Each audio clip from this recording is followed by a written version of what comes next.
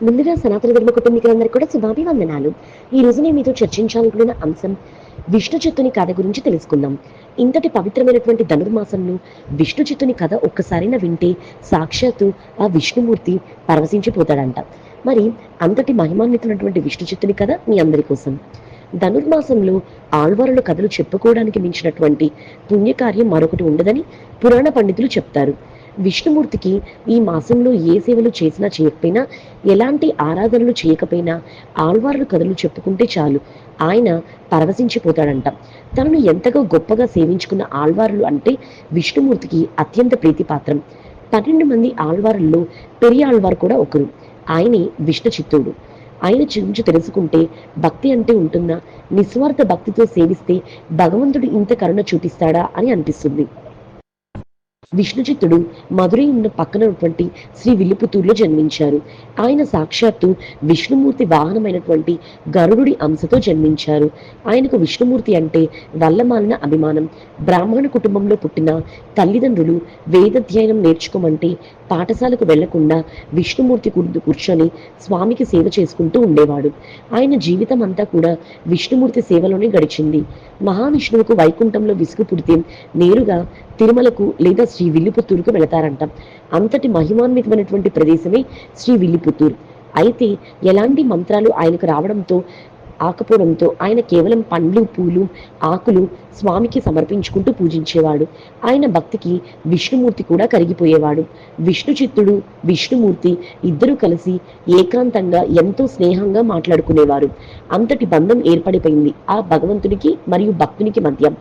విష్ణుమూర్తి చిత్తుడు ఒక తోటను పెంచేవాడు. ఆ తోటలో తులసి మొక్కలు, పువ్వుల మొక్కలు పెంచేవాడు. వాటిని మాలగా కట్టి స్వామివారికి విష్ణు చిత్తుడు సమర్పించుకునేవాడు. పొదలు తవ్వడం, మొక్కలు నాటడం, పువ్వులు, తులసి దళాలు మాలగా కట్టడం, స్వామికి అర్పించడం ఇది విష్ణు చిత్తుడి యొక్క దినచర్య. కనీసం పెళ్లి కూడా చేసుకోలేదు.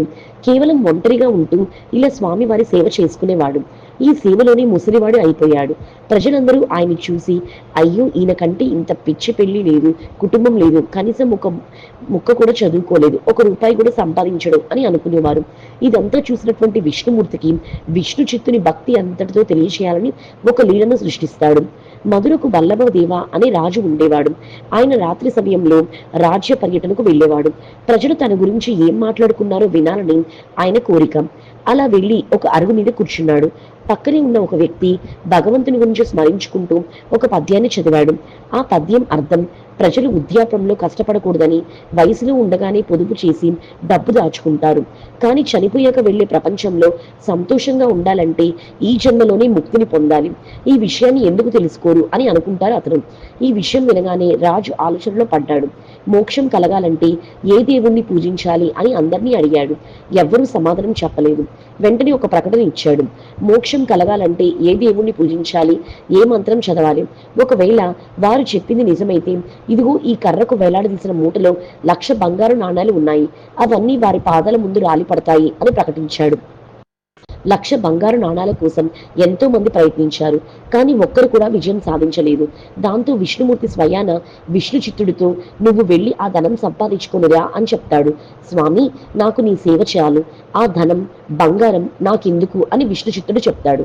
పైగా నాకు చదువు రాదు, వేదం రాదు, మంత్రాలు రావు, నన్ను అక్కడికి వెళ్ళి ఏం చేయమంటావు, ఏం మాట్లాడమంటావు అని అడుగుతాడు. కానీ విష్ణుమూర్తి తన శంఖాన్ని విష్ణు చిత్తుడి నోటికి ఆనించి పంపిస్తాడు.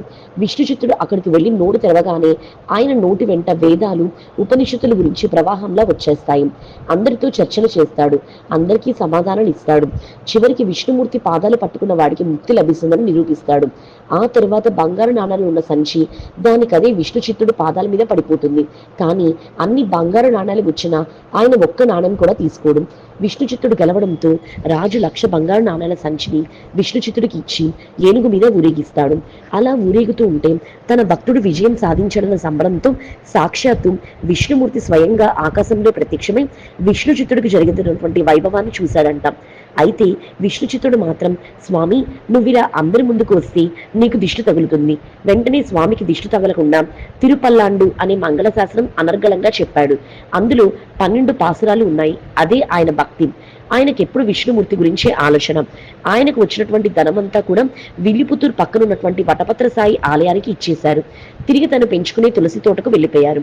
దాంతో విష్ణుమూర్తి, ఎంత భక్తి నాయనా నీకు, ధనమిస్తే తీసుకోవు, కీర్తి ప్రతిష్టలు అవసరం లేదు, ఇంకా నీకేం కావాలి అని ఆలోచించి తనను తాను సమర్పించుకోవాలి అని అనుకున్నారంట. అప్పుడే భూదేవిని విష్ణుచిత్తుడి తోటలో గోదాదేవి కింద పుట్టేలా చేసి ఆమెను ఆ స్వామి వివాహం చేసుకున్నారని విష్ణుచిత్తుడి జీవితాన్ని సార్థకంగా చేశారు. మరి తెలుసుకున్నారు కదా ఇంతటి పవిత్రమైనటువంటి ధనుర్మాసంలో విష్ణుచిత్తుడి యొక్క కథ. ఈ వీడియో చూసిన మీ అందరికీ